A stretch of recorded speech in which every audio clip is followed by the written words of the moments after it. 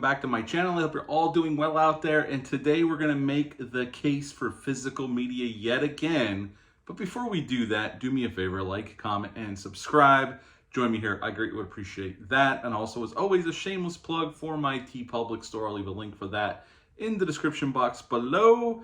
And today we're going to go back to 2006 for a disaster film that's a remake, and that movie is Poseidon. I just got this 4K from Arrow Video, and we're going to review this movie and go over this disc as well, and my thoughts on the transfer and my thoughts on the movie as well. This movie came out May 12th of 2006. It's ready. I saw it opening weekend with my wife.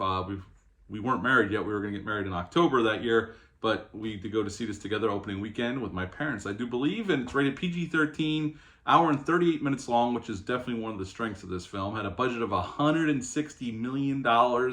And upon release, it only made 60 in America and 181 worldwide. So this was considered a flop at the time. This was directed by Wolfgang Petersen. He was just coming off of Troy in 2004. And in this film, we have a nice little cast here. We got Kurt Russell, the legendary Kurt Russell. Love Kurt Russell. I love him here. I love him in everything Kurt Russell's ever been in. He's always been awesome. And he plays Robert Ramsey, ex-mayor of New York City, ex-firefighter. We got Josh Lucas playing Dylan. Very mysterious gambler. Seems to be an ex-Navy man. Don't get to learn a whole lot about him other than he's a driven man, and he's definitely driven to get off of the Poseidon once the shit hits the fan. Richard Dreyfuss is in this film as Nelson. We got Emmy Rossum playing Jennifer. She is Kurt Russell's daughter in this film. And Kevin Dillon plays the obnoxious and can't wait for him to die Lucky Larry. We'll talk about him. And if you've ever seen the original, the Poseidon Adventure, Irwin Allen's as Poseidon Adventure from 1972, starring Gene Hackman, Ernest Borgnine, Shelley Winters, Red Button, so on and so forth. I love that original film from 1972. I've seen it many, many times over the years. I have it on Blu-ray. I do adore that film, and that film was obviously done very practically with model work and whatnot. Terrific film with some terrific performances, especially by Gene Hackman. Across the board, the cast is awesome there. This one's a little more streamlined, where the original Poseidon Adventure is a little longer. This one only takes about 10-15 minutes. It sets up the ship, what's going on, and we get the disaster, which if you've ever seen the original, what goes on is New Year's Eve on the Poseidon, this huge, grand carnival, well, like carnival-esque, cruise line-esque ship. And while they're celebrating at the stroke of midnight, this rogue wave comes along and hits the ship and turns it upside down. And now we got a bunch of people trapped on a ship that's upside down in the water, and a small group decides to try to get out of there and get to the bottom of the boat, which is now the top of the boat, to get out through the propeller shaft. And that is pretty much Poseidon. What we see is this is pretty much a disaster adventure movie. They get themselves into trouble. Some people get killed along the way. And finally, a small group, an even smaller group of our small group, makes it out alive at the end, and that is Poseidon. So what to like about this film? I think the cast is pretty damn good here. This is a nice cast here, led by Kurt Russell and Josh Lucas, and I think they have good chemistry together. I actually really like Josh Lucas here, and I love Kurt Russell here. Emmy Rossum, his daughter, is good. Mike Fogels plays her fiance in this film, and he's good as well, coming off of Texas Chainsaw Massacre at the beginning, not too long before this. The only cast member I don't really care for is Kevin Dillon's character. He's so obnoxious and over the top when he dies. Even when I saw this on initial release, I was like, okay, thank God he's gone, because he's annoying as hell. I don't know why they portrayed that character that way. He's so over the top. I'm guessing he was directed that way, but he's a little too much. So when he does die, it's actually like, thank God that asshole's gone, because he's just annoying and just obnoxious for no reason to be obnoxious and so hostile towards some of the people. So when he's gone, we're not missing much. And I like Kevin Dillon as an actor, but here, I don't know where he was going with that performance, but I do not like his performance at all. And then obviously we have a kid here involved, his mother and kid, and the kid gets himself into trouble at the end, which I didn't like. I don't like that aspect of it even to this day, rewatching this last night, because it just feels forced just to get some more tension out of it, because the kid's fairly smart through the whole thing. Then all of a sudden at the end, he gets himself in a lick of trouble, which I don't know why he would do what he did. And then obviously Josh Lucas's character has to play the hero. And then Kurt Russell gets the real hero moment at the end of the film, and he ends up passing away. And that's pretty much Poseidon. I think the cast is good here. I think the pacing is good here. They keep it short and tight and an hour and 38 minutes long. There's really not much wasted moments here at all. And honestly, the original cut of this film, before they cut it down, was an hour, 123 minutes long. Wolfgang Petersen had Final Cut, and he cut it down and released a hour and 38 minute long cut. So I think that was a smarter way to go. If this went on any longer, my score, which I'm going to give shortly, would be lower than what it is. I think you would just drag it out for dragging it out's sake. Now, negative to having a shorter runtime, you don't really get to know. I mean, Kurt Russell's character, you get a sense of him, Josh Lucas, Emmy Rossum's, her relationship with her father, but really you don't really get to know these people all that well.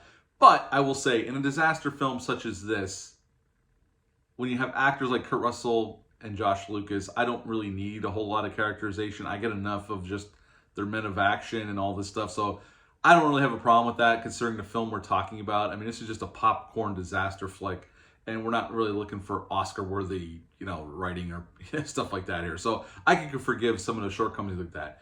Now, even at the time, some of the CGI looks like CGI. Now, this was a huge production, obviously $160 million.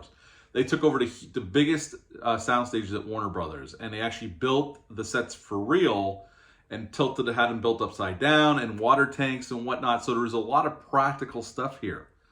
But there's also a lot of CGI. Some of the CGI holds up extremely well under the 4K scrutiny. Well, we're going to talk about that.